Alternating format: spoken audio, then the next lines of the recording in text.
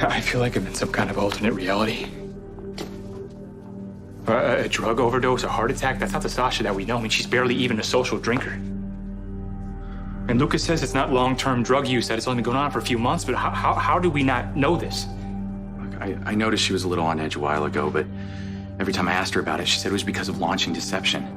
And then she got into it with a bartender at the Metro Court, and she practically got kicked out. God, she was struggling right in front of my own eyes. I should have made her talk to me. I had no idea it was getting this bad. You couldn't know. Sasha was covering this whole time. Covering what she was doing to herself and covering that her heart was broken.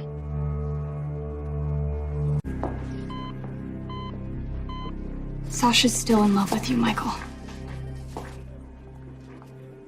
That's complicated. And we were good friends. Right, all of us. We cared about each other. Which is why it was so devastating when that friendship ended. Now nobody knows why Sasha turned to drugs except for Sasha, but I think it's more than a broken heart. I don't know, maybe the deception launch, it was too much stress for her and she had no one else to talk to about it. Looks like we might be here a while, so I'll go and get us some coffee.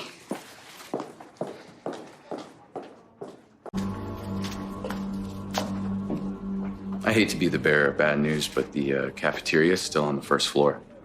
I just needed a moment to myself. You want to talk about it? I don't mind listening. That's really kind of you, and I appreciate it, but don't you think it would be awkward with everything that's happened? There is no unfinished business between us, Willow. You have every right to move on with your life. All I ever wanted was for you to be happy. I am. And despite what you did, I never wanted you to suffer the way that Sasha is suffering right now. I pray you won't. It is not your job to shield me or Sasha from pain. Not after the pain that we put you through.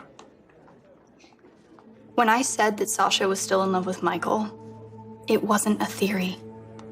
She all but admitted it a few weeks ago when we had a glass of wine at Charlie's. I could have told Michael then, but I didn't. I told myself it's because it wasn't my place to get involved in their relationship, but now I wonder if it was more than that.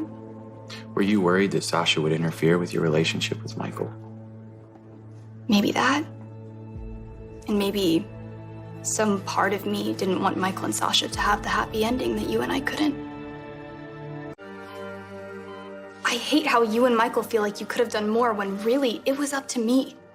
Things might have been different if I had just spoken up and told Michael how Sasha still felt about him. Okay, I have to stop you right there.